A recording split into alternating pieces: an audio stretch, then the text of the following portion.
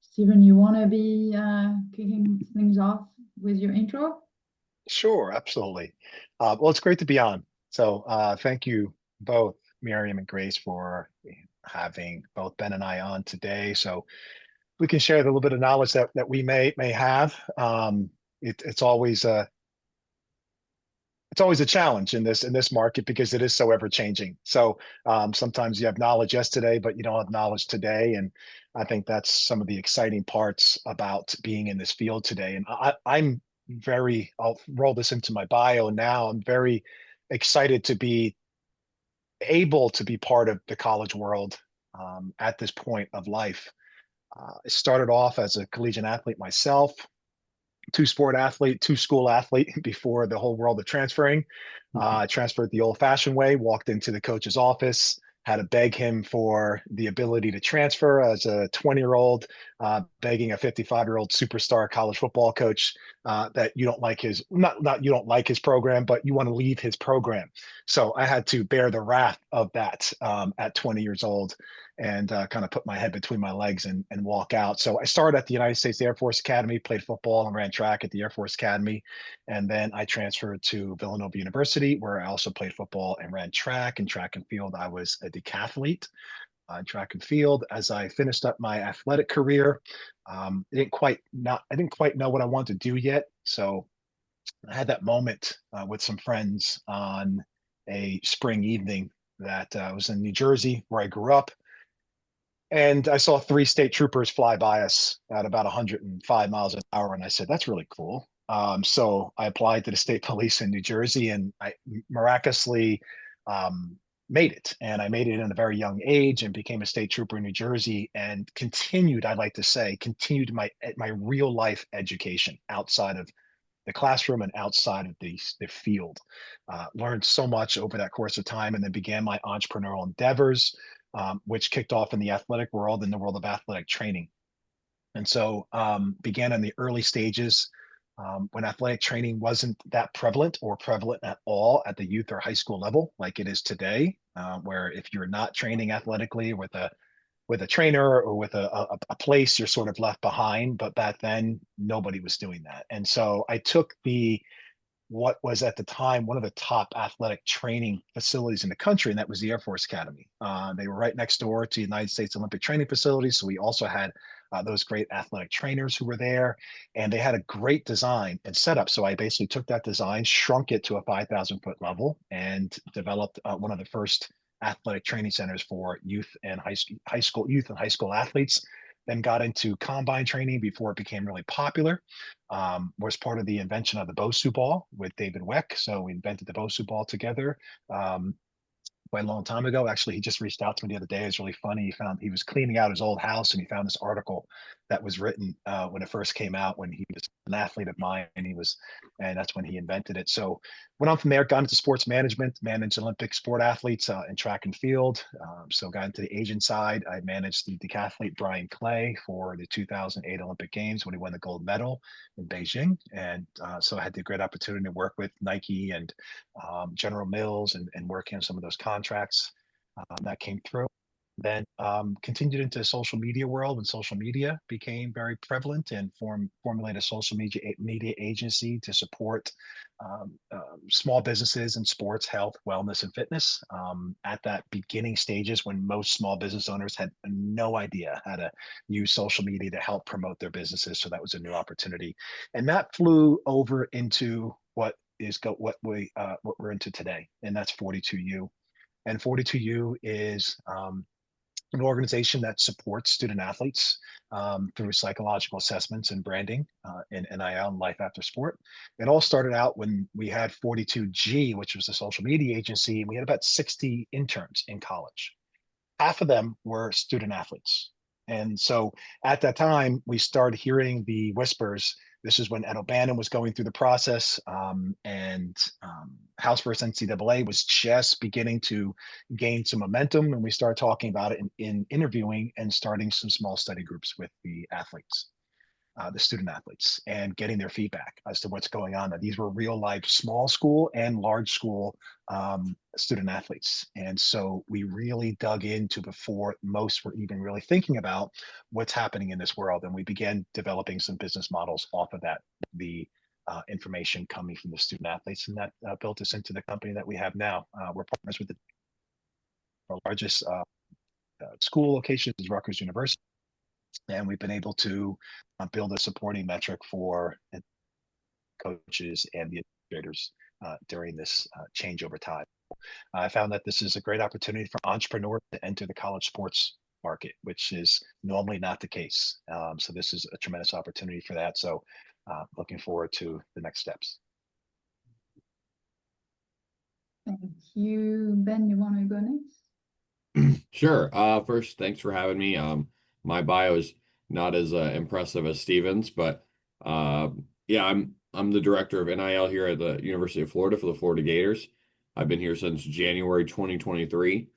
Before that, I didn't go to college till I was 21. I worked at Walt Disney World in Orlando, where I'm from, and then went to community college at Valencia in Orlando. Then I transferred to Florida.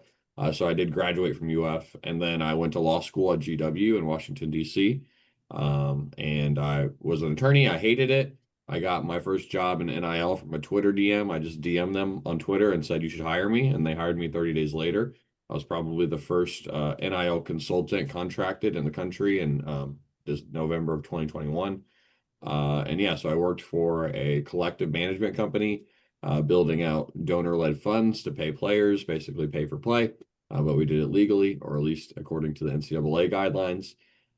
Did that for a little bit, left that company, went to the most college football games in one season. I was on my own as a road trip, 77 games. So I had my own NIL deals. I was on the SEC network, Pac-12 network.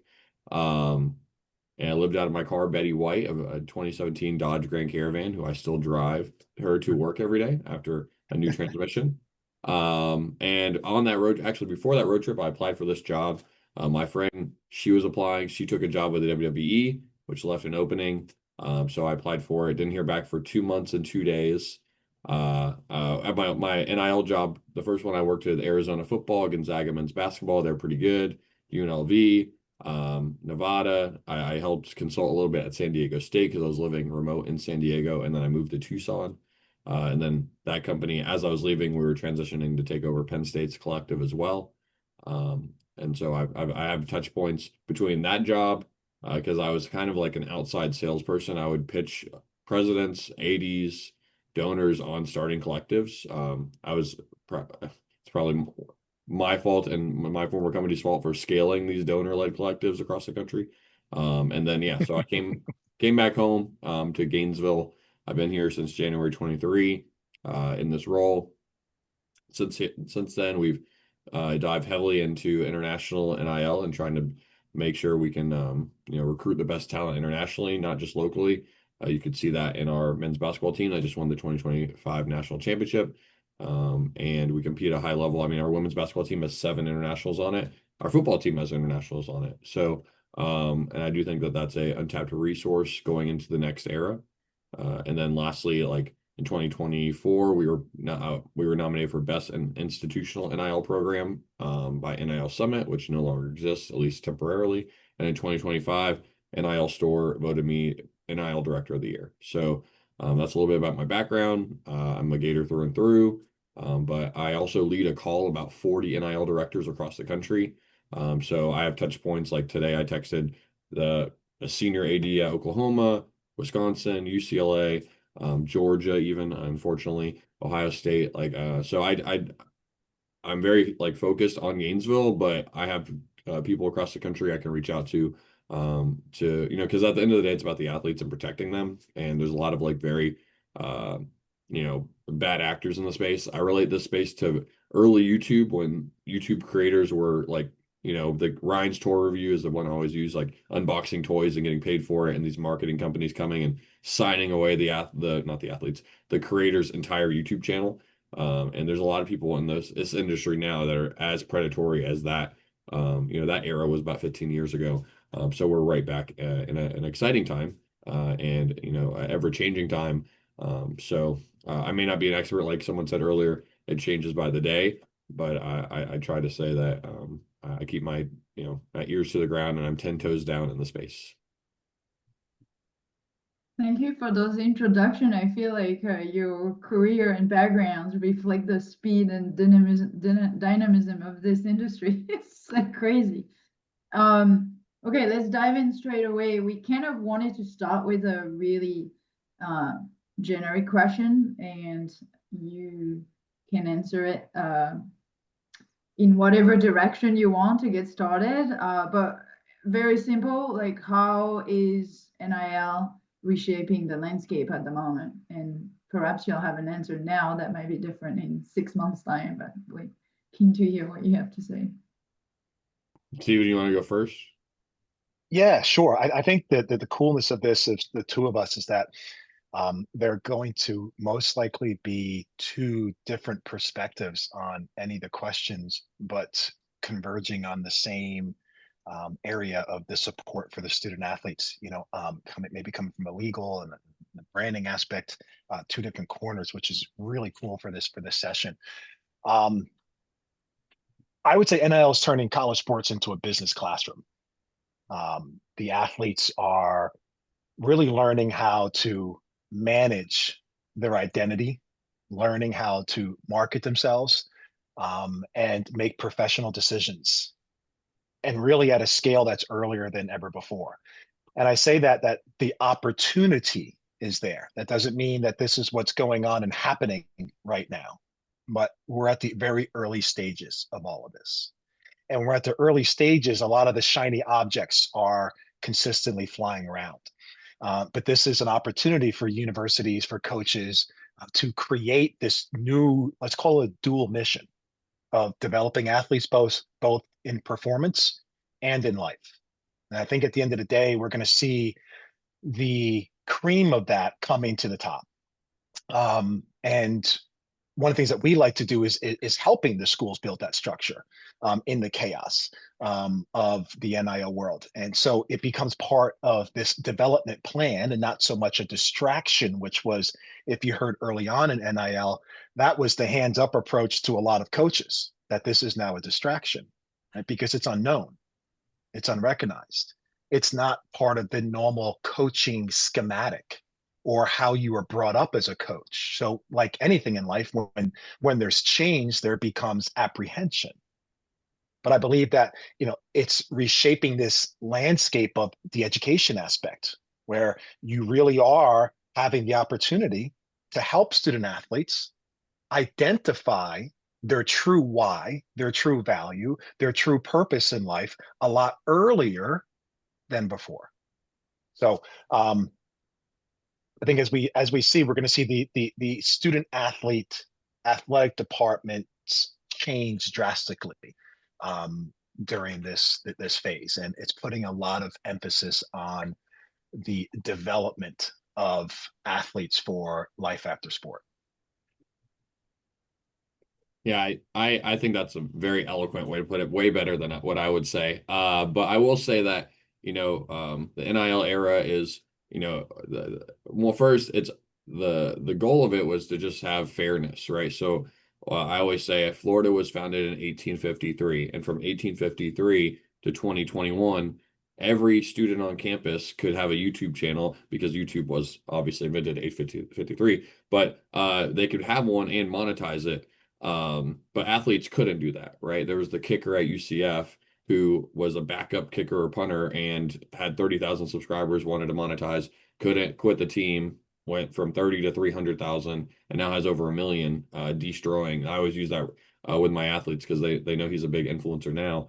But it's just been the great fair shift in fairness and equity to the athletes. Now those athletes can have YouTube channels, they can have TikTok, and they can do, they can start businesses, right? But on top of that, now that, January 1 has happened, they're getting a cut of the revenue too. And, they're becoming proper businesses, right? And they have the opportunity to set the foundation for themselves, their family, and for their future from the jump. I went to NIL Summit last summer and sat at a table with 8 athletes and mentioned the S&P 500, and only two of them knew where or what it was. But now, moving forward, because like our athletes that are on like collective contracts, they have mandatory financial literacy courses. Like I would say 7 out of 8 of them know what that is, right? So it's part of, growing up quickly. It's, when I was in college, again, I didn't go to college till I was 21. I was working at Disney. I drive from Gainesville to Orlando to work at Disney World and overnight and then come back. Like, a lot of these athletes are in a position now where don't have to have side hustles. They can just focus on their sport and get paid for it. And then two, they can start businesses. We have a gymnast here who sold over 10,000 hair bows, 1,000 leotards. She started a nonprofit. She was an alternate in the Paris Olympics. So she's an elite gymnast. She was literally in Paris for the Olympics. She's pre-med. She has 2 houses in Gainesville. So she's a landlord in Gainesville. She hired her mom. She also has a nonprofit that takes all the food from the dining hall and donates it to local nonprofits and charities in Gainesville. All of that, the only thing she probably could have done before NIL were be a gymnast, be pre-med, and have a nonprofit, maybe, right? But now, because of her earning ability as an athlete, she's able to do all that and more. And I think that's where you are really seeing a lot of greatness come. And like Steven said, it's speeding up and speed ramping the ability to grow up, And I do think there are some negatives that are happening. I think we've lost over 70 D1 sports. There's a lot of admin purging, like I softly mentioned earlier at Florida, but 10% of the staff at Michigan, 5% of the staff at Oklahoma, like big programs. But at the same time, I do think that what's going to happen in a lot of places, and there's a lot of challenges right now, is there's going to be a lot of new revenue. You're seeing, logos on jerseys, logos on fields. Boise State just announced today that they're going to have, the Hot Wheels super giant motor vehicles do a thing, and they're going to have Gravedigger there, and then you have Savannah Bananas going to all these different schools. Like, we're unlocking the revenue side to pay our athletes, right? There's this $20 million vertical up to $20.5 million. That's only going to go up, right? It's going to go up 4% the next 3 years, and it's going to be reevaluated. And that's something where, is it good to have an admin that's making $800,000, or is it good to pay a starting quarterback $800,000? And that's, business decisions that are being made. Nonprofits, we're in the only industry, college athletics, where nonprofits are competing against each other. Ronald McDonald House is not going out and to battle against Habitat for Humanity, right? Like, it's Florida Gators versus Georgia Bulldogs. But these revenue contracts and the TV contracts have unlocked the ability to finally, give these athletes their fair share and more. I think there's no better time right now to be an athlete than right now. Like the last 2 years and the next 2 years, until they kind of reel some of this in, which is actually a negative for the athlete because they're not sitting at the table to negotiate. The spending is endless. The negative part, the Wild West is the donor-led funds. It's really hard to tell a millionaire and billionaire what to do with their money. Mind you, there is a billionaire from Texas Tech who's like trying to fix this and save college sports. I think is save college sports is kind of his pitch, and save Olympic sports, because he doesn't want to have to write a $1.2 million check for a softball player, but he has the money and he wants his team to win, so why not? So there's a little bit of that needs to be tied up, but I think overall, it's a really special time to be in college athletics, and the ones that are okay with the change are going to be the ones that become athletic directors or take the next step and win. Like every 5-10 years, there's some kind of change, both in sport and politics in our world, and you either adapt or you can, change careers, right? That's I why- think, Mary, if I could Yeah, engage Cody a little bit Campbell, on yeah. that. I think it's fascinating what you just said, Ben, regarding you started out as in your bio, cross that over from there, in this change in the administrative base of college athletics, right? Anytime that there's something chaotic in a business column, that these type of changes happen. But I think, like you mentioned, you became an attorney, right? And then you launched yourself into the college athletic world. Rarely does that happen, without there being some kind of scuffle and change within the industry, because especially college athletics, it is such a, Yeah. let's just call it's a blue blood type of profession. You start as a grad school assistant and you work your way through, you channel it and you keep building up, and you take these very, very low wage positions for a long time with the hope of eventually getting into that opportunity. But you're traveling from university to university to university.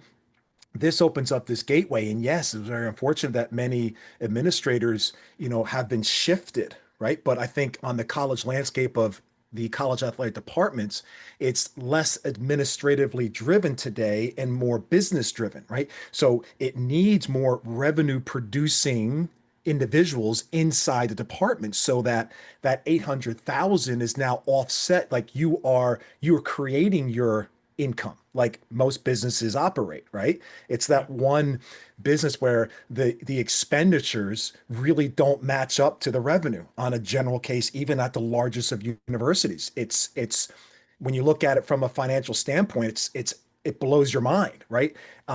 Like many athletic directors have said, I said, we don't have a revenue problem, we have a spending problem. And so I think this is this great shift in the athletic market where it's being forced to say, hey, let's get more business minded people to start interacting with administrative support, because you really need the administrative support, because there's that fiduciary responsibility to 18 to 23-year olds that's not going anywhere and really needs to be refocused on, right? Because you have these young lives, and those administrators are the ones that really do this for that purpose and that reason of supporting these young individuals in this transformational time of their life. So that I think we're going to see that dual effort come through over the next couple of years in the athletic departments, which is really cool. But it allows people like us to, kind of get involved and be a part of it, where maybe that opportunity wasn't there before.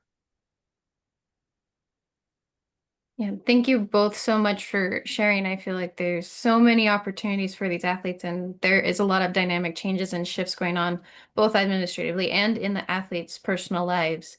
And Ben briefly touched on some of the challenges that the NIL does bring athletes. So, Stephen, we'd like to ask you as well, what are some challenges you see athletes facing, especially in regards to balancing NIL opportunities with all of the other things they've got on their plate with their sport, with academics, and personal life?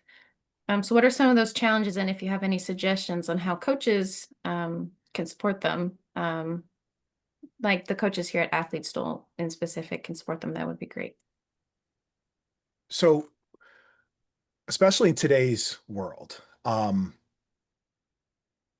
social media centric world that we live in overall, and then it's tenfold on the student athlete level at any, it doesn't matter if you're at the Division 3 level, 2 level, or 1 level, it's heightened proportionately.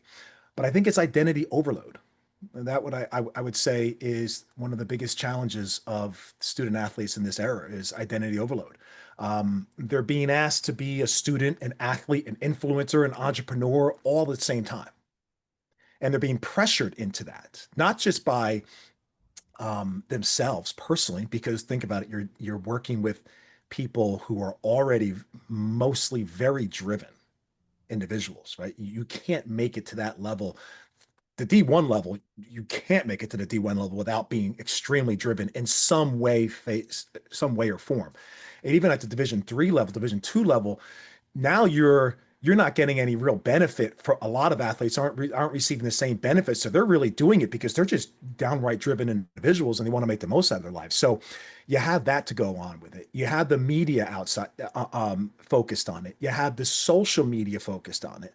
You have peers asking and communicating.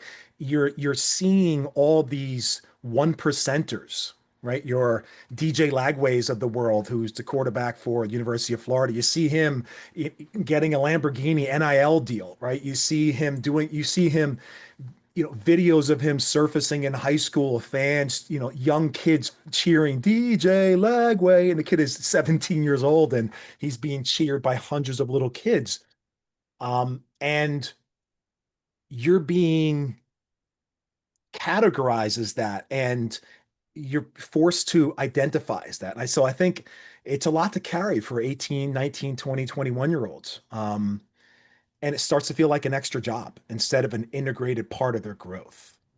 I think that's where we can cross this conversation to, okay, how do we help?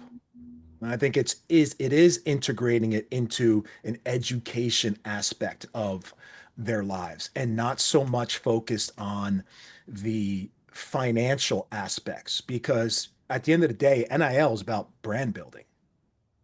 And brand building is not anything about money. Brand building is what we need in order to project ourselves in the future of our life after sport.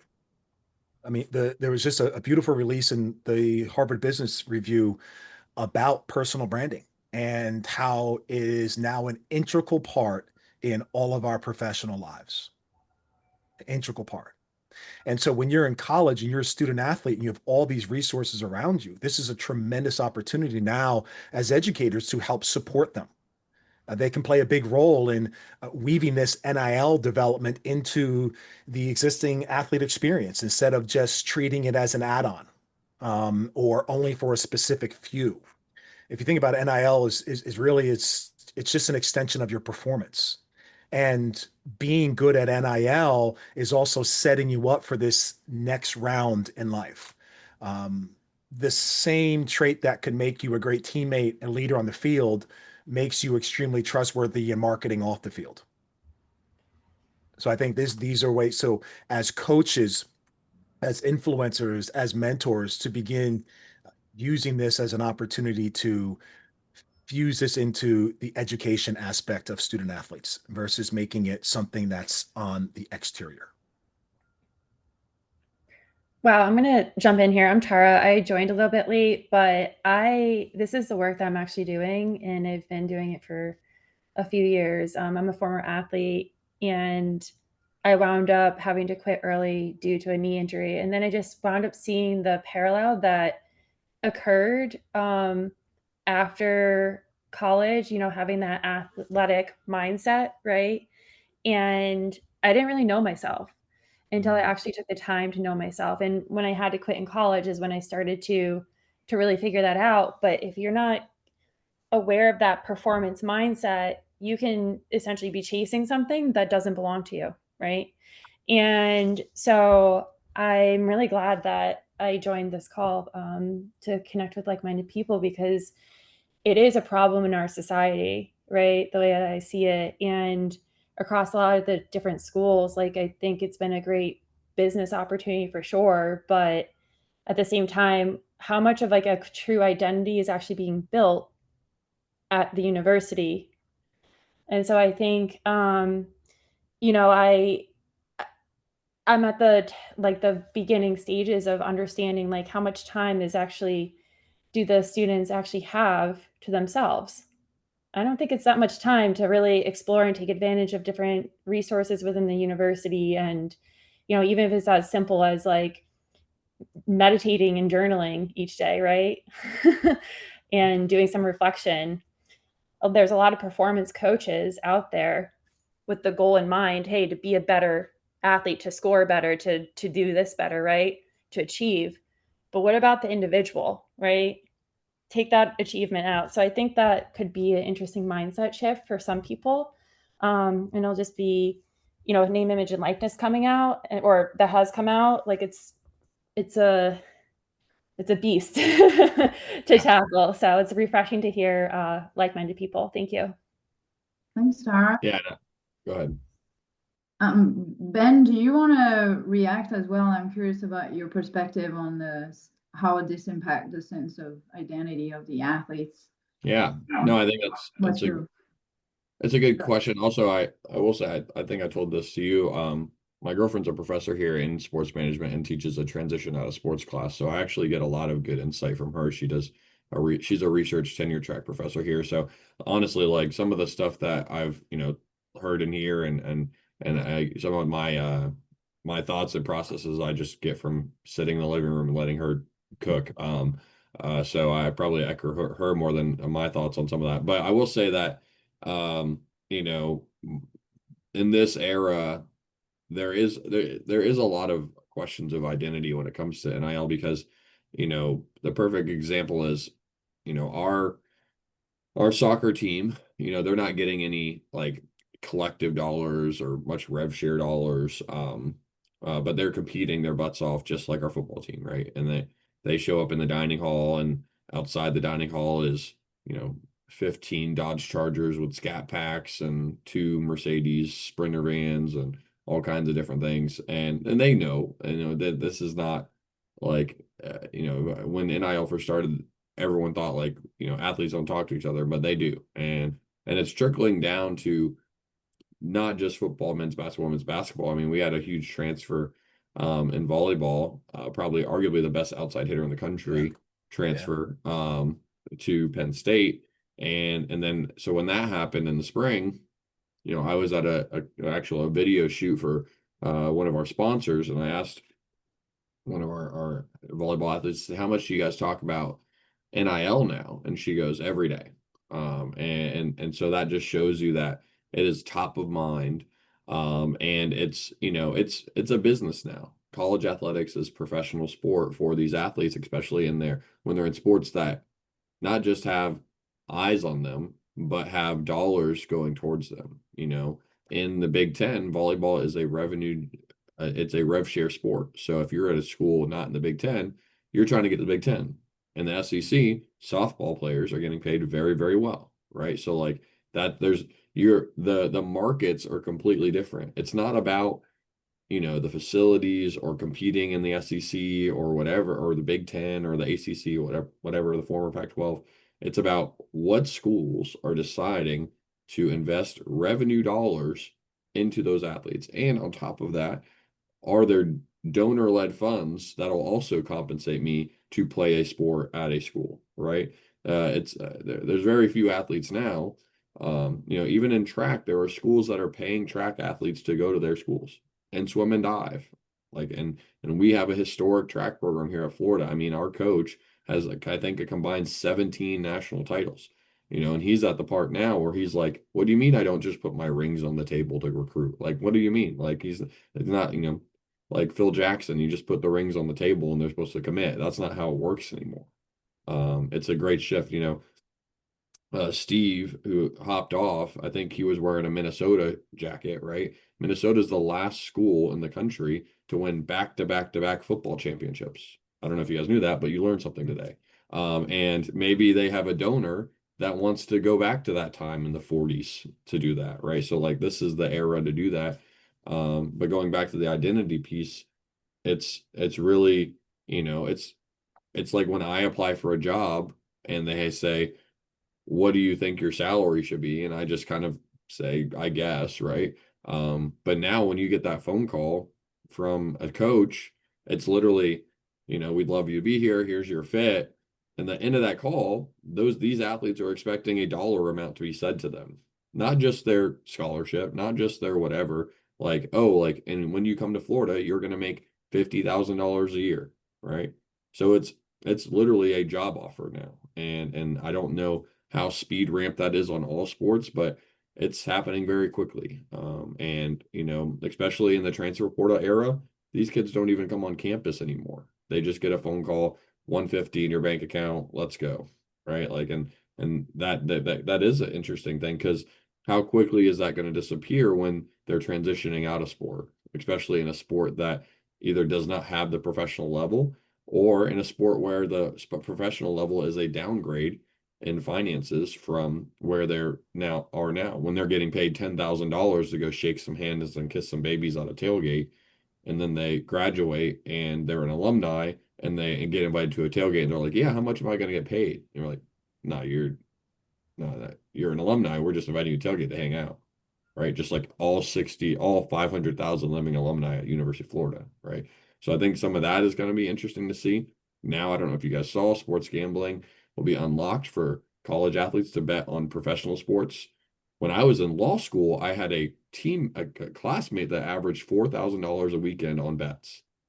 And he was not an athlete. He just was wealthy. I cannot imagine what those bets will look like, and the sharks that could be coming after these athletes potentially, if that is a thing too. Our quarterback makes 10x what I make annually, 20x, honestly, after I saw his Red Bull contract. My Lord.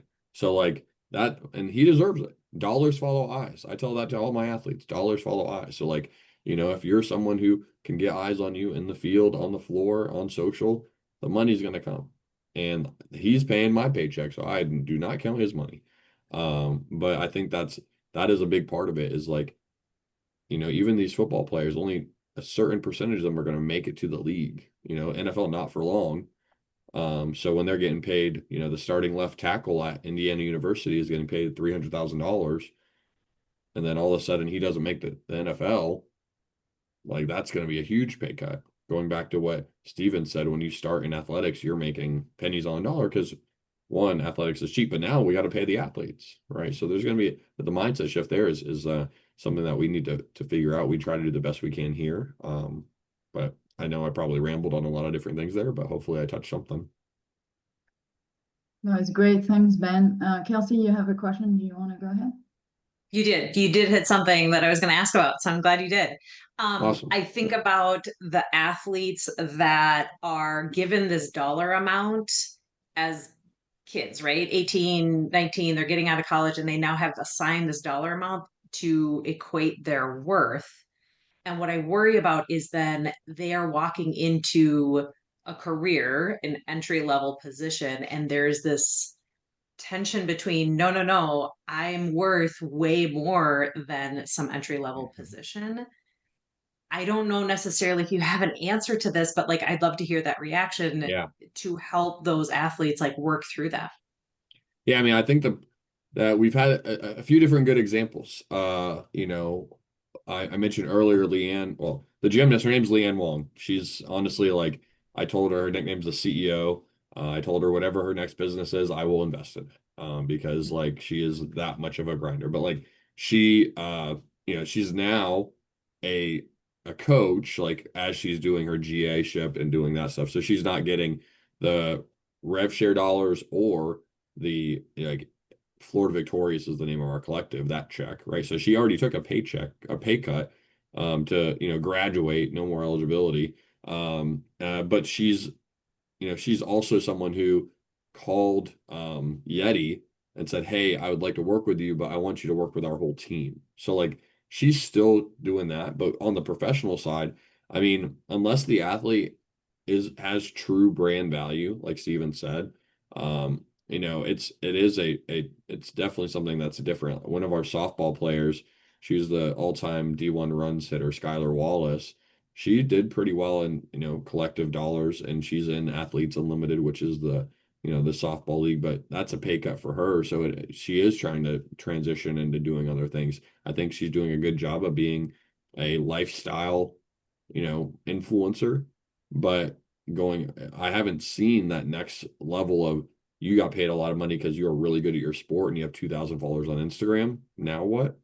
I will say one of our linebackers transitioned in this early NIL era, and now he's an agent in NIL. So that was an easy transition because he knew the game. He's been in the evolution of the game. I think his first year here was, in 2020. So he was here before it was even, before now it's legal, NIL. But some of the other sports, I would say, like, some of our volleyball players are still trying to go for that goal of being a pro. But I think this next cycle is when we'll really start to see it, because there'll be like the phases of early money have really moved forward. I'm trying to think of, I mean, our football team had guys on it that did not get drafted that are on practice squads, and I'm sure that's a culture shock to them. But I don't know anyone that's kind of reached out in all, but I do think that we have a good, educational mentorship team here.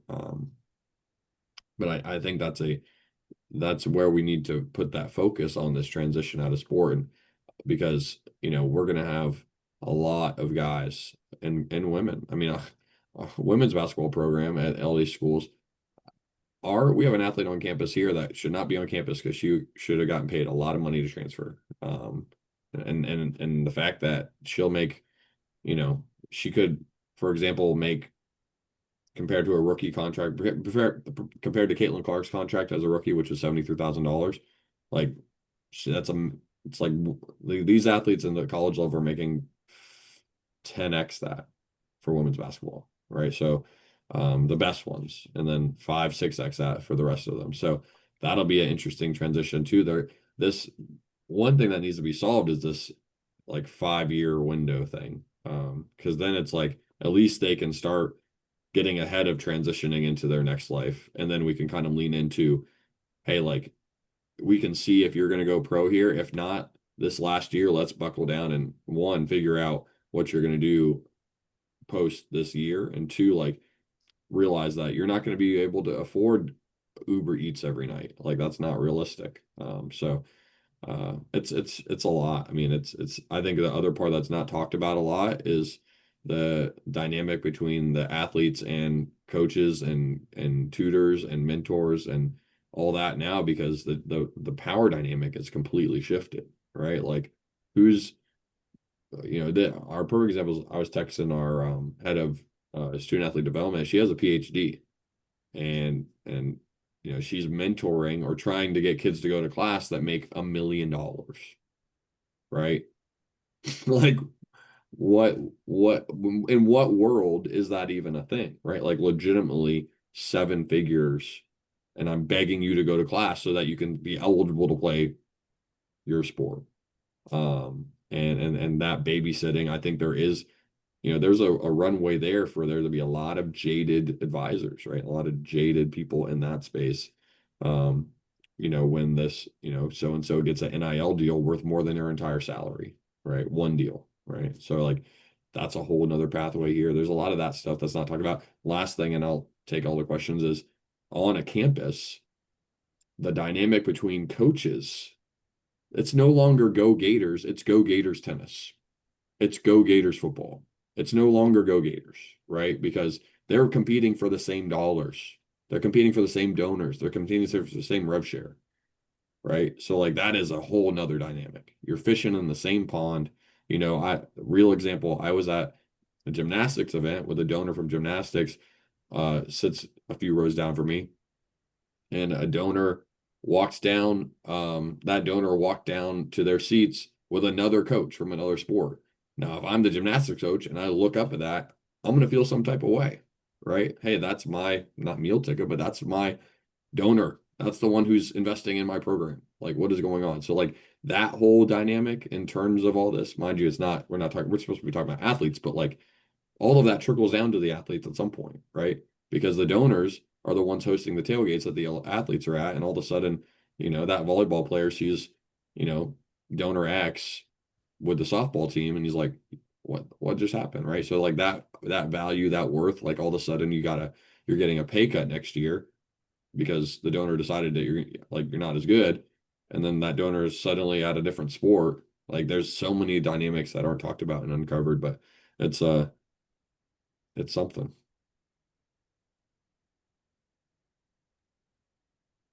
Stephen, do you have thoughts on the kind of this shift in between what you possibly can make in college and then your next career, and how can NIL either prepare or hinder an athlete in life after sport? What is your take here? Well, I have a pretty strong take on where this is going. And I think Kelsey brought up a very interesting point, and I don't think we have the answer. I don't think we can answer it yet. I think the challenge is the fact that I think we're years away from seeing the actual effects of the beginning phases of NIL and college athletics. It's kind of like we didn't know the effects of how young first, second, third, and fourth graders were going to be affected by COVID until multiple years after. And now we're seeing it. We're seeing some of the challenges in communication. We're seeing some of the challenges in personal reliability because of the effect it had on them during these massive learning curve ages of their life when they were separated from their friends.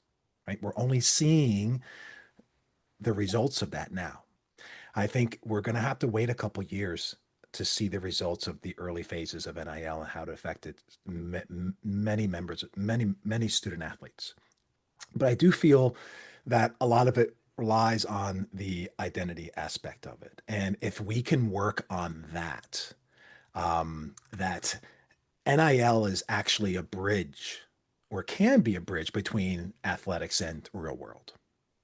And if our universities begin to place focus on that, where the doors are open for every athlete to make use of NIL. And the reason being is that it's not just for the one percenters. In reality, NIL is, when you think about the breakdown of name, image, and likeness. Your name is part of who you represent when you are applying to a life after sports situation. Image is how you present yourself. And your likeness is what we all know is true about the real world and careers. People hire people they like. If you have the right qualifications, people hire people they like. Name, image, likeness. It has a direct correlation between what you can do now and how does that build you for life after sport. Negotiating a deal, building a personal brand, handling media. Those are all transferable skills that every employer wants. This same mindset wins in NIL. It's the one that wins in business. Right. And so I think if we place the focus on this and we, it's natural to kind of toss this identity situation away, but it's extremely, extremely, extremely important. If we teach athletes at an early onset, even beginning at the high school level, if we teach them that they are not identified as an athlete, athletics is just what they do. I think if the universities have a great opportunity to really begin instilling this into the practices of what their fiduciary responsibility is to 18 to 23-year-olds. And when you think about it, NIL is this constant conversation about the 1%. But when you look at the numbers in top flight Division One, there's like 197,000 Division One student athletes. Okay. And 150, 160,000 of them will never partake in NIL. We're literally talking about like this small little group of college athletics, right? When you think about a college team, your big universities have what, between 800, I think Ohio State has like 1,100 student athletes, but they're monstrous. They're huge. Most universities have between 500 and 700, 800 student athletes. Okay. You have about 150 of them that are a big part, a life-changing part of revenue share. That's it. When you really think about it, that's it out of all the student athletes. And the universities, there, I love this new business model that IMG is pushing. I love it. I think it's fascinating. IMG is pushing this, hey, don't take away, add sports, add athletes to the university. Because when you do that, you have an opportunity, just like IMG's proven in their business model, there are plenty of people who will pay a school, an educational facility for their children because they know the value of sports above and beyond how we witness sports at the super high level. They love the value of sport for their child, that they're willing to pay for that child to go and play that sport and get an education. And I think if we focus on that identity aspect, I think we're going to see we can support the athletes in a way that can be very holistic and life-changing for them so that they can take this challenge, because we know it's going to be. We can't sidestep the fact that an athlete that makes $300,000 a year playing a sport in college is highly unlikely to make that when they're out of college. Highly unlikely. Let's call it what it is, right? Let's not beat around that. We all know that $300,000 is a lot of money. And to make that every single year for the job that you do, you have to be pretty darn good at what you do. And so that's going to trickle down to the challenge of a lot of student athletes.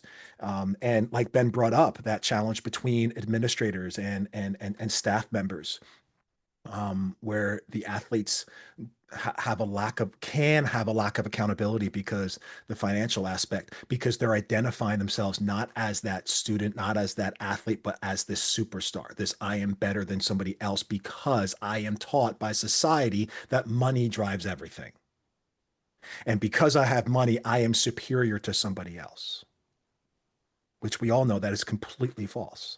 And I believe that at these early stages, beginning in high school for certain athletes, and especially the beginning ranks of freshmen, we can begin teaching them and learning about that psychological side of them too, so that they can unravel that identity that they are more than just the athlete. And when you see that, and when you feel that, when you recognize that, that money stops meaning what it means. And it does just become a good commodity. And that's when the financial literacy actually becomes reflective in the next stages of that student athlete's life.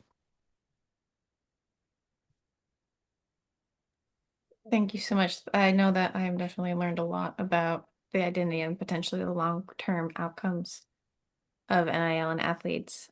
We are running a little low on time, but we had a few more questions we'd really like to ask both of you. Yeah.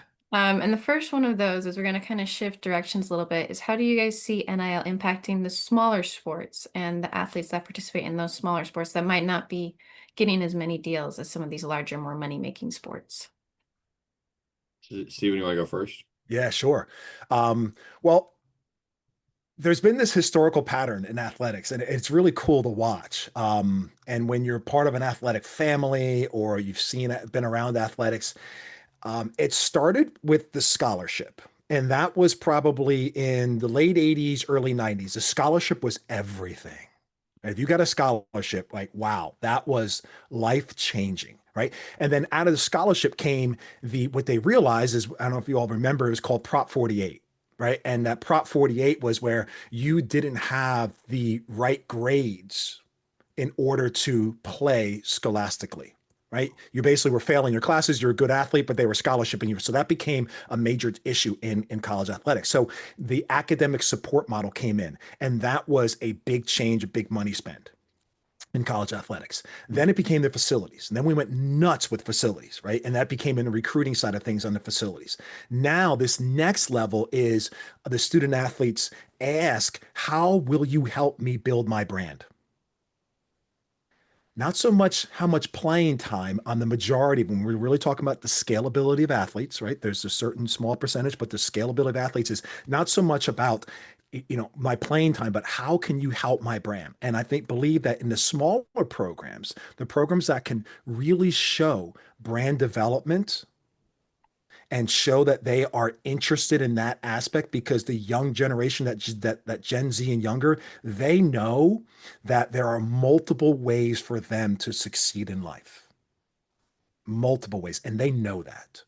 Right. So you can't hide behind, hey, we're going to give you this great degree from this university and you're going to be on your way. They know that there are multitude directions that they can take. So if those small universities begin to focus on, hey, we are going to help you build that side, that brand, and give you these opportunities, that's a great way for these universities begin to grow. These small programs can compete by offering these personalized guidance and storytelling support, these structured systems, the supporting cast members, right? They can draw away and they can recruit athletes to come in and build equity in that small university. And small university athletes can still participate at a very good level in the NIL space. But again, it's all about that holistic brand building, knowing, really developing and focusing on that at some of these smaller universities, right? Your D3 schools. You have the opportunity where most of them are not coming in expecting to be paid these astronomical dollars. But they can also show value and support, because in those markets, there are plenty of opportunities in a lot of those small markets. And sometimes, because you have a smaller group of people, there are greater opportunities for regional and local NIL deals for those athletes. But if these universities show that they're supporting the buildup of it, that can draw an athlete to that university. and where that university might even get a better athlete as well that they might not get. But there's plenty of opportunities for the Division III, Division II athletes to build their case in the NIL world.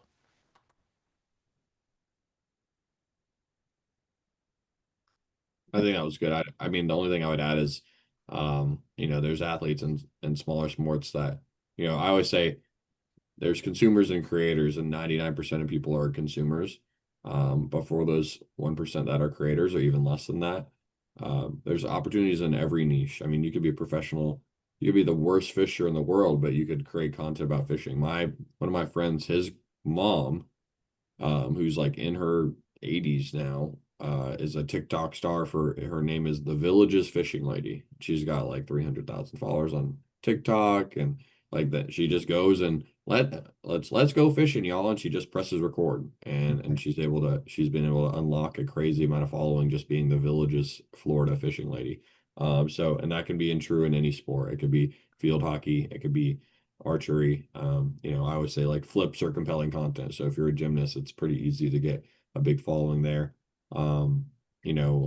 Separating the rev share stuff from the true brand value. I mean, there's so many marketplace apps now that are just like the tender for NIL deals, right? So you just put your profile on there, and you can get one for $500 today and $1,000 tomorrow, right? So you just never know. And there's a lot of opportunities for user generated content. So they don't even want your followers. They just want you to film a video and have them run it, in the ads tab of Instagram Reels or whatever. And that's something that's super compelling too. There's a mom, my friend, he runs an agency. His sister does mom content for Target and gets paid a few $1,000 a month, and she's got like 2,000 followers. So I think it's one of those things where we're in the great equalizer of opportunity. This phone right here does more than the phone that got the computer that got us to the moon, right? So like I think that's what I tell our athletes, like you don't have to I say document, don't create, right? Like just tell your story, and everybody at the Apple, it gets better. We had an athlete here who had 2 Instagram posts. Her third post was her vault. She went from about 4,000 or 6,000 followers to 140,000 from one post. 12 million views, 2 million likes. Ice Spice music. Ice Spice shared it on her story. I don't know much about Ice Spice. I know about the Spice Girls, but it went nuclear. So like you're one post away. I tell my athletes that. I know we ran long, and I'm okay to take a few more minutes of questions. So I think, Ben, you brought up a great point there, and that supports that small school athlete. And that if the small schools show, and you mentioned your friend in the Target side of things, if the small schools show that they are willing to create departments that educate student athletes on how to build these equitable brands in themselves, that becomes very attractive. Because remember, at the smaller schools, the decision is much more a student and mom and dad decision than at some of the bigger schools. Right? That's a very close, united decision. And that parent is going to have a lot more influence over that child in that decision-making process. So if that school is showing that not only are you going to play field hockey for Middlebury College, but the athletic department has this installed here where we educate and support in brand building, let's call it NIL, where we have top flight educators who really know these spaces, and we can teach your child how to be a powerful content creator and be equitable and create revenue with that, right? Create opportunities for them. And I think that is a great space for some of these small schools to get themselves involved with, where they'll be able to recruit and retain a lot of great student athletes. Thank you, Stephen, for adding to this. Thank you for joining us and going a little bit over time. I definitely learned a lot. I have a million more questions, both for the athlete side and the administrative side, but that will be for a different conversation. I just want to finish with one question to both of you. If you have any other piece of advice for all coaches who are working with competing and retiring athlete and retired athlete when it comes to NIL? Is there anything that we haven't touched on that could help them out? I'll say, I'll let Ben close. I'll say, don't instructing the young student athletes or individuals that are in the NIL space, don't chase followers, chase self-awareness. You know who you are, NIL becomes a platform for purpose, not pressure. I think that's really important. And see NIL as a part of your education. And athletes can treat it like a classroom, like leadership, communication, and business. Those are the ones that'll thrive in sports and beyond.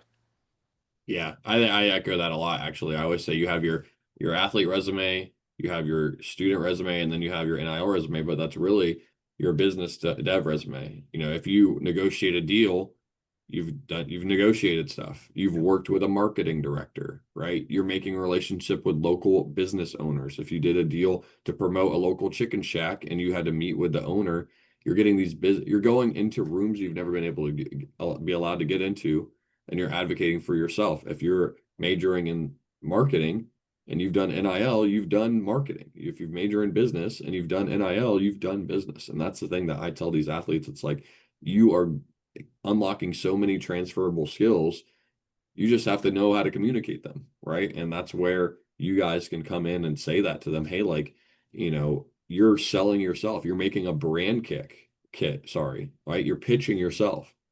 NIL is sales, marketing is sales, life is sales, being an attorney is sales. Like, it all comes down to, you know, getting those reps and building that muscle, right? And I think that, you know, as someone who works in athletics, the companies that recruit athletics are sales companies, because they know that you have the work ethic, you have the determination, and like, that's what you need. The muscle that you build this whole time to compete is what does well in sales. And if you can sell something, you'll be able to go anywhere in life, because at the end of the day, you have to sell yourself, right? And that's what I tell the athletes. Thank you so much, Ben and Stephen, for sharing your expertise with everyone today. What you shared and the way you responded to all of these questions provided so much valuable insight and perspective. And we're really grateful for your time and for sharing with us. Miriam, was there anything else you wanted to say or follow up before we wrapped up for today? No, thank you to both of you for your time. Much appreciated. I wish we could go on so I could ask all the other questions I have, but I'll reach out separately. Grace, thank you for organizing as well. Appreciate that. Thanks, guys. Hope you have a great weekend, and I appreciate you inviting me on. It was very fun. You too. Thank you, Ben. Thank you so much. Thanks, Appreciate it. everyone. Bye. Bye-bye. Bye. Thank you.